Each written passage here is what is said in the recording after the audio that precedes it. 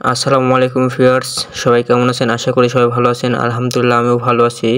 আর আমার পাখিগুলো সব ঠোকাঠুকি করে একটা আরেকটার খুব জখম করে ফেলছে।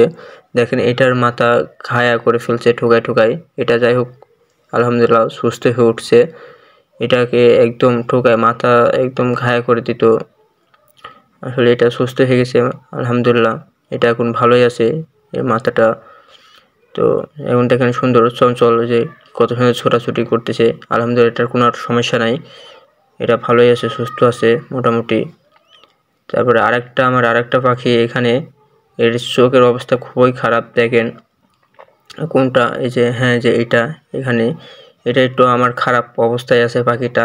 এর অবস্থা খুবই খারাপ। এটা এমন ঠোকাইছে যে ঠুকরাঠুকরি করে এর চোখ একদম দেখার মতো না। দেখেন এর চোখ একবার দেখেন, এই যে তারা আসতে অত লড়াচড়া করিস না। এই তো আলহামদুলিল্লাহ সুস্থ আছে, মোটামুটি সুস্থ আছে, কিন্তু ঠোকায়ের চোখ একদম শেষ। এই দেখেন চোখের অবস্থা, এই যে চোখের মণি, যে চোখের ভিতরে যে মণিটা থাকে ওইটা একদম গলে গেছে। এটা একদম মানে চোখটা একদম পুরাই নষ্ট। কি আর বলবো, এর চোখ ভালো করার মতো কোনো উপায় নাই। মানে এর চোখের মণি একদম নষ্ট করে ফেলছে। আসলে পাখিরা খুব ঠোকাঠুকি করতেছে। এর ঠোকাঠুকি করার হাত থেকে এদেরকে বাঁচাতে হবে। এই ঠোকাঠুকি যেন না করে এর কয়েকটি উপায় আছে। এই সব উপায়গুলো আমি প্রয়োগ করব, দেখি কি হয়। সাধারণত পাখির জিঙ্কের অভাব হলে পাখিরা ঠোকাঠুকি বেশি করে।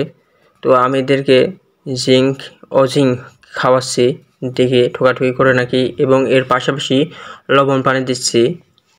এগুলো খাওয়ালেই আশা করা যায় পাখিগুলো আর ঠোকাঠুকি করবে না ইনশাল্লাহ। সব একদম সুস্থ হয়ে যাবে, আর কোনো ঠোকাঠুকি করবে না, ঠোকাঠুকি কমে যাবে।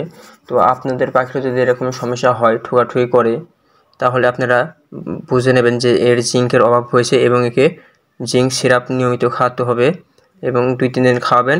এবং এর সাথে আপনারা এই যে লবণ পানি দিবেন, একটু মানে নুনতা পানি দিবেন, লবণ পানি।